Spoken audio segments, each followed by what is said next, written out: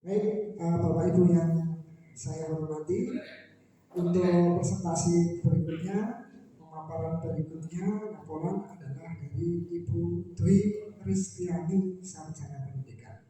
Dipersilakan.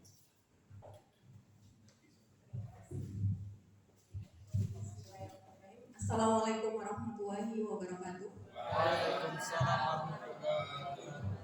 Yang kami hormati Bapak Kepala Sekolah SMP Negeri 3 Bode serta Bapak Mentor Orientasi P3K di Tilok SMP 3 Bode.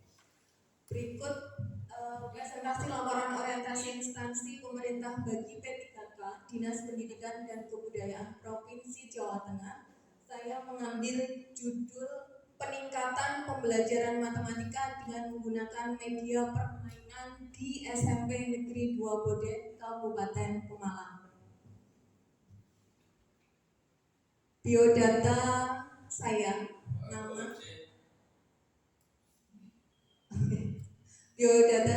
nama Dwi Kristiani, guru matematika instansi dari SMP Negeri 2 Bode.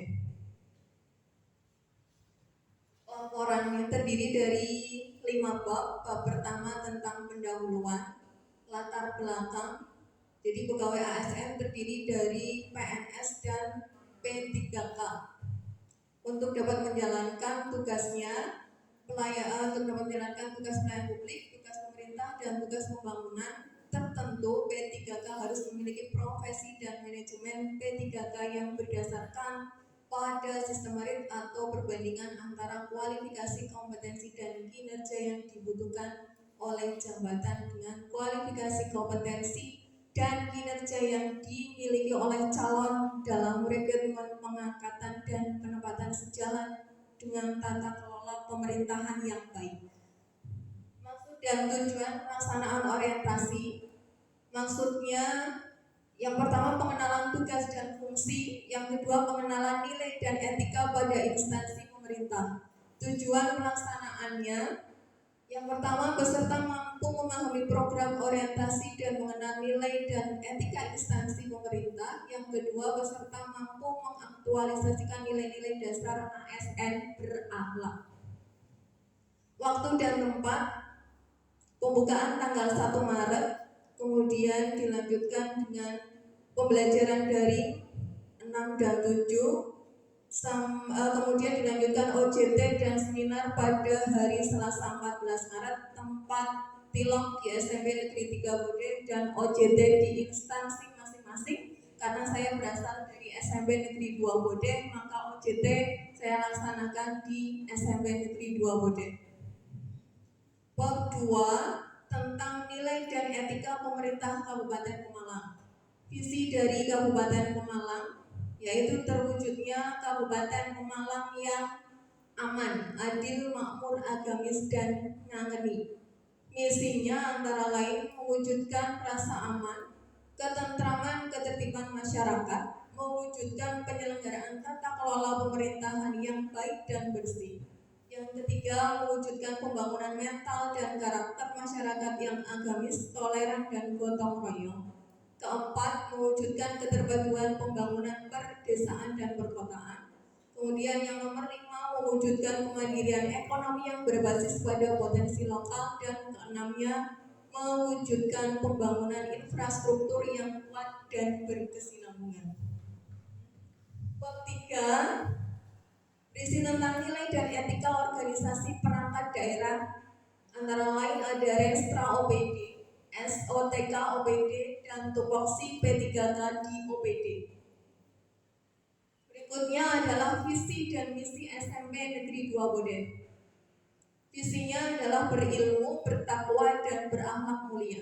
Kemudian misinya antara lain, yang pertama menyelenggarakan kegiatan bimbingan dan pembelajaran efektif dalam rangka optimalisasi pengembangan prestasi akademik peserta didik, mengembangkan minat, bakat, dan potensi kreatif peserta didik di bidang ilmu pengetahuan dan teknologi, seni, olahraga, dan keterampilan, sehingga mewujudkan dalam bentuk perolehan prestasi bidang bidang akademik maupun non akademik.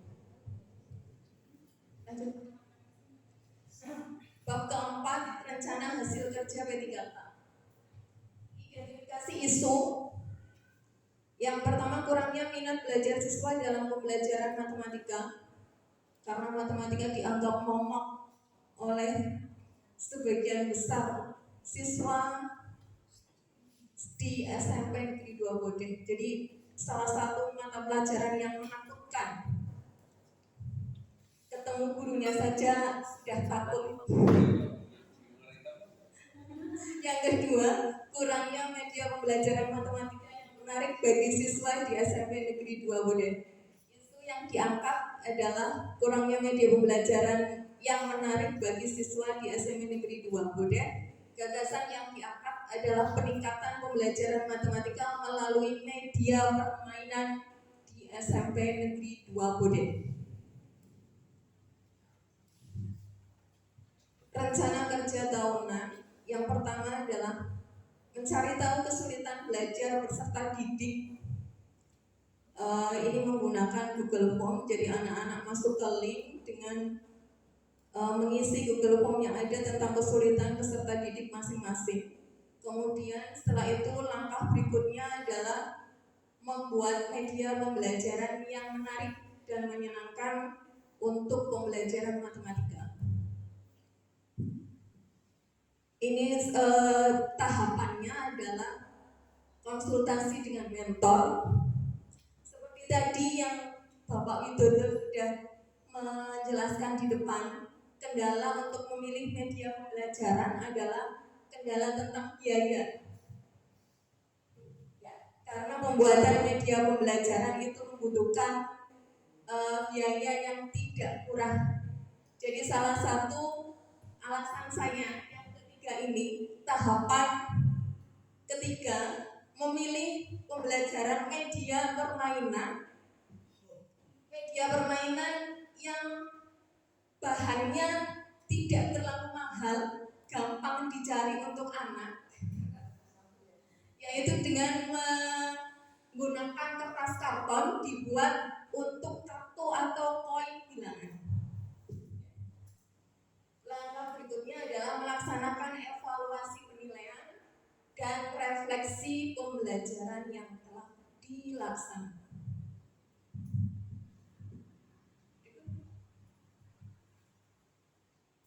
Ini ilustrasi saja. Jadi peserta didik diajak bersama-sama membuat media pembelajarannya. Jadi dari kertas karton memilih dua warna yang berbeda, kemudian dibentuk koin atau kartu, boleh lingkaran, boleh persegi. Kemudian dua koin itu yang berbeda warna, satu warna dibuat untuk nilai positif, yang satunya lagi untuk nilai negatif. Satu pasangnya itu akan menghasilkan nilai 0.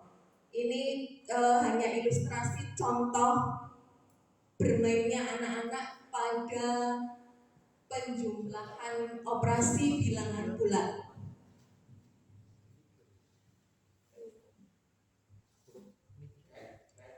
Yes.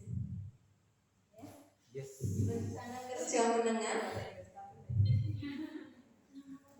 Seperti tadi tahun awal membuat media pembelajaran yang menyenangkan sehingga tercipta media permainan pada pembelajaran matematika dengan bahan yang tersedia, bahan yang tidak terlalu mahal, tidak terlalu sulit mencarinya. Kemudian pada tahapan berikutnya memberikan tampilan yang lebih menarik sehingga peserta didik semakin tertarik, semakin berminat, semakin menyukai pelajaran matematika. Kemudian menambah soal yang lebih menantang. Ini tujuannya untuk menambah peserta didik untuk berpikir kritis sehingga semangat belajar anak semakin naik dan berlatih untuk berpikir kritis. menambahkan video. Jadi banyak sekali permainan media permainan. Selain tadi yang manual dibuat dengan kertas karton, ada beberapa media permainan lagi yang mungkin dengan video interaktif, video pembelajaran, game yang dia melalui media elektronik. Jadi nanti peserta didik semakin lebih interaktif lagi dalam pembelajaran matematika. Kemudian mempublikasikan aplikasi tersebut yang berbasis permainan, sehingga meningkatkan kreativitas motivasi anak-anak dalam pembelajaran matematika. Bab kelimanya penutup tentang simpulan, yaitu laporan ini agar bisa meningkatkan koordinasi kerja sama di instansi masing-masing agar tercapai secara optimal. Manfaat yang diharapkan dari judul yang saya angkat, berharapnya siswa dapat belajar matematika menjadi pelajaran yang menyenangkan, bukan menakutkan. Yang kedua, dapat menumbuhkan minat dan motivasi belajar siswa. Untuk guru, manfaat yang diharapkan meningkatkan daya kreativitas guru untuk mencari media permainan yang bisa dimasukkan ke dalam materi-materi matematika. Kemudian memudahkan proses pembelajaran, manfaat untuk sekolah, menambah variasi media pembelajaran, pemanfaatan sarana sekolah menjadi maksimal. Kemudian untuk mewujudkan tujuan sekolah jangka panjang. Sampai di sini pemaparan saya. Kurang lebihnya terima kasih. Beri aplaus dulu dong, anak-anak. Terima kasih Bu Dwi yang telah memaparkan hasil laporannya. Berikutnya adalah sesi tanya jawab. Ya, silakan mungkin dari rekan-rekan semuanya mungkin ada tanggapan. Ya, monggo Bu, dari Bu Ardianti. Monggo.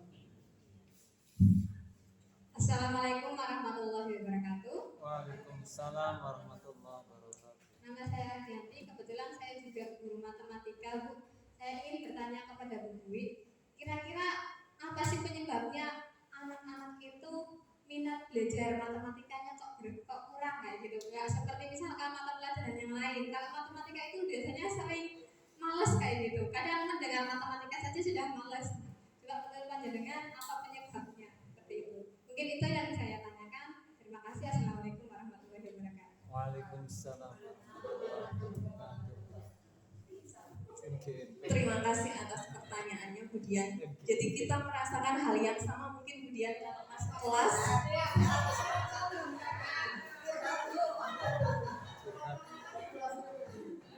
Ketika masuk kelas mungkin anaknya malah menghindar ya, keluar dari kelas. Kurangnya minat itu mungkin ada dua faktor, bisa faktor dari siswanya itu sendiri, yang kedua faktor di luar siswa. Faktor dari siswanya mungkin karena pemahaman dasarnya kurang.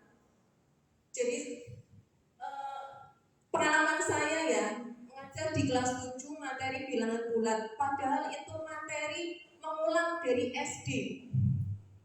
Cuma 4 dikurangi 2, itu sudah bingung Bapak Ibu. 4 dikurangi 2, apalagi kalau sudah ketemu bilangan negatif.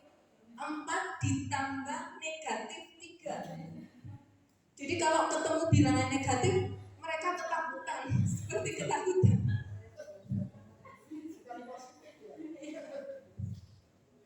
Jadi pemahaman awalnya mungkin sudah kurang, kemudian konsentrasi siswa masing-masing juga berbeda. Selain faktor diri siswa, kemungkinan adalah faktor diri kita sebagai guru. Kita kurang kreatif dalam memilih media pembelajaran, kurang kreatif dalam memilih metode pembelajaran, atau pembelajaran di kelas itu masih berpusat pada kita. Jadi keterlibatan anak itu untuk belajar di kelas masih minim sekali. Anak-anak hanya mendengar, melihat, memperhatikan, tapi kalau disuruh mengerjakan berlatih sudah bingung. Ditanya sudah paham, sudah, tapi kalau disuruh berlatih dengan contoh yang sama saja sudah diganti angkanya saja sudah bingung lagi. Jadi intinya ada dua faktor, faktor dari siswa dan faktor di luar siswa. Antara lain ya dari diri kita sebagai guru, kurangnya kreativitas kita sebagai guru. Gitu. Bagaimana Mbak Dian? Budiarno. Saya biasa panggil Budian. Terima kasih Mbak Dwi. Ya. Budwi. Iya. Budwi. Maaf, ya, mohon maaf Bapak Ibu karena sudah agak siang jadi kadang ya sore ya mas salah mana. Baik, terima kasih. Kita lanjutkan untuk bagaimana arahan dan tanggapan dari Bapak Mentor. Monggo Pak.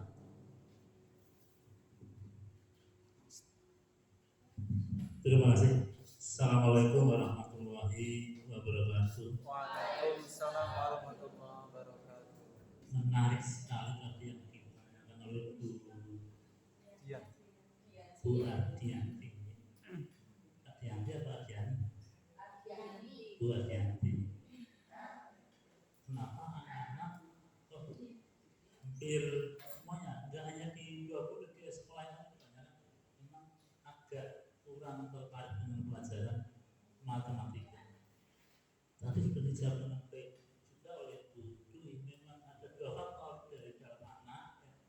Biasanya anak yang sudah dari dasarnya dari SD-nya memang tidak menguasai dan memperhatikan, tidak menguasai matematika, ya nanti berikutnya bingung karena nyambung nggak boleh nyambung. Terus faktor yang kedua dari luar, banyak sekali dari luar. Tapi yang banyak itu kan nggak mungkin kita yang menyelesaikan, tapi itu gurunya. Itu kan faktor ekonomi orang tua, faktor yang lain, kurangnya pengawasan orang tua sebagainya. Dari bapak yang gurunya ya solusi yang tepat ya tadi sudah disampaikan oleh Bu Dwi. Jadi pinter-pinternya kita menciptakan pembelajaran yang menyenangkan.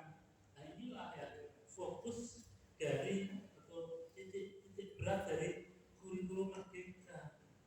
Anak belajar sambil bermain. Anak belajar dengan suasana yang menyenangkan. Dan di sini di paparan tadi Ibu sudah menyampaikan ya, sudah solusinya dengan memberikan pembelajaran dengan permainan. Begitu ya. Itu bagian dari jawaban tadi Bu Ardianti ya.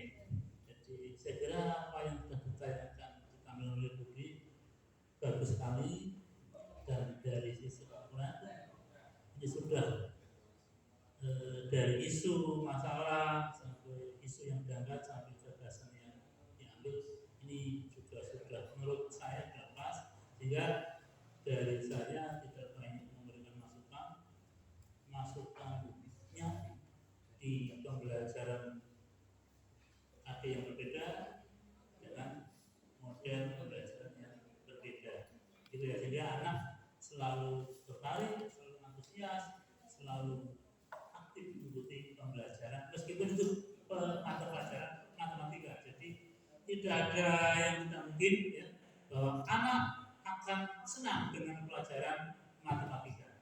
Itu nggak Bapak Ibu ya? Dari saya sekian Bu Dwi. Semoga sukses. Saya dari Assalamualaikum warahmatullahi wabarakatuh. Waalaikumsalam warahmatullahi wabarakatuh. Terima kasih Bapak Mentor. Monggo dipersilakan Ibu Dwi Restiani untuk kembali ke